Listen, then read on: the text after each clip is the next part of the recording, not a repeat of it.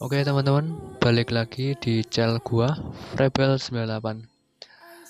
Di video kali ini kita memasuki materi baru, yaitu escalating privilege.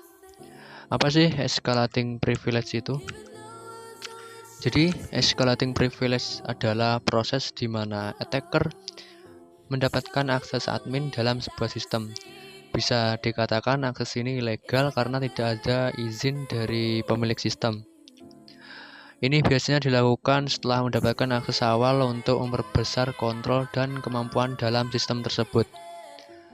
Jadi bisa kita simpulkan escalating privilege ini proses di mana attacker mendapatkan akses admin ya dalam sebuah sistem, lalu masukinya tanpa ada izin dari pemilik sistem, atau bisa dikatakan ini ilegal ya.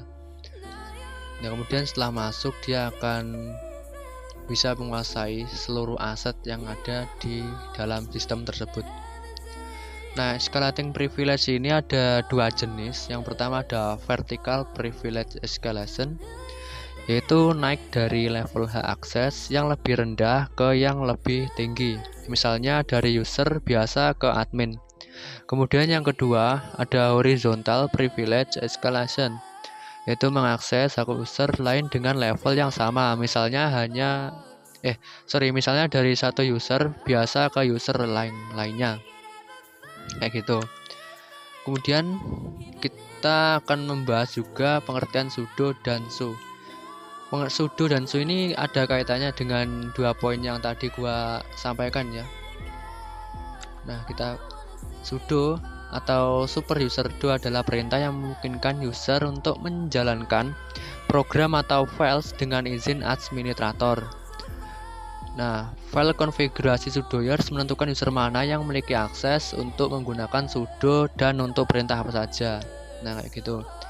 Dan yang kedua ada su atau substitute user, adalah perintah yang memungkinkan user mengganti akun dari user biasa menjadi admin.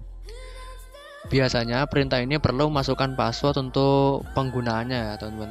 Nah, dari dua poin ini tentu ada perbedaan. Perbedaannya apa?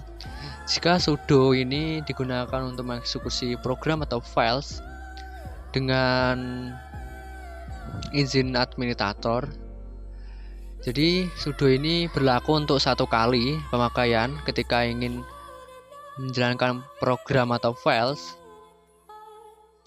Nah, kemudian su ini berlaku selama mungkin ya, selama kalian berada di dalam terminal atau command prompt tanpa kalian menutup ya. Jika kalian menutup ya otomatis su ini masa berlakunya udah habis. Jadi kayak gitu. Perbedaannya adalah di penggunaan waktunya kayak gitu. Nah, biasanya perintah ini perlu memasukkan password. Ini masukkan password untuk kalian mendapatkan seluruh hak administrator di dalamnya, seperti bisa melihat file tersembunyi atau enggak bisa mengakses file sistem dari Linux misalnya kayak gitu. Nah, untuk yang selanjutnya di sini kita membahas mengenai exploit set user ID binaries. Apa sih binaries itu? Binaries yang memiliki bit set user ID upon execution akan dieksekusi dengan hak akses pemilik file, bukan user yang menjalankannya. Jadi inti dari binaries ini adalah file yang kita buat itu berpotensi mengeksekusi bukan user yang menjalankannya. Gimana sih? Ya pokoknya file ini ketika dieksekusi akan merubah user biasa menjadi root ya, tanpa melalui proses login. Login tuh kayak gimana ya? Yang ada dua poin tadi, sudo dan su. Kalau sudo itu ya nggak login ya, cuma sudo kemudian masukkan program atau file kemudian jadi. Nah, kalau su ini berlawanan dengan ini.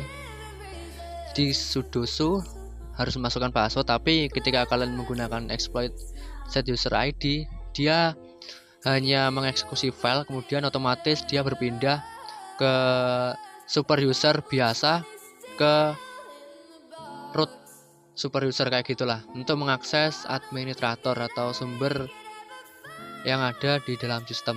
Nah, kayak gitu. Nah, yang kedua, bisa dieksploitasi jika set user ID bisa diatur pada binary yang rentan atau salah konfigurasi. Gitu. Untuk yang ini kita akan bahas di video selanjutnya ya, karena di sini gua akan menjelaskan pengertiannya dari yang gua sampaikan di sini. Ada dua, yaitu exploit set user ID binaries dan yang selanjutnya misconfigure permission. Nah, permission di sistem Unix atau Linux mengatur siapa yang bisa membaca, menulis, dan mengeksekusi file atau direktori.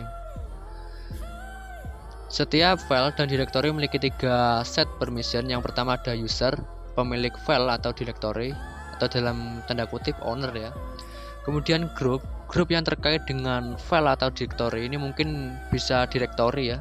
Ya benar, direktori atau enggak folder kita katakan. Dan yang ketiga ini tidak termasuk dari kedua poin yang di atas, yaitu others. Itu user lain yang tidak termasuk pemilik atau grup. Jadi bisa kita katakan orang ketiga lah dalam suatu ya gitu. Nah, mungkin itu dulu aja yang gua sampaikan di video kali ini. Untuk selanjutnya kita akan mempraktekkan kedua eksploitasi tadi, yaitu set user ID dan misconfigure permission. Oke, sekian dari gua. Jika ada pertanyaan bisa kalian tanyakan di kolom komentar. Sekian, terima kasih.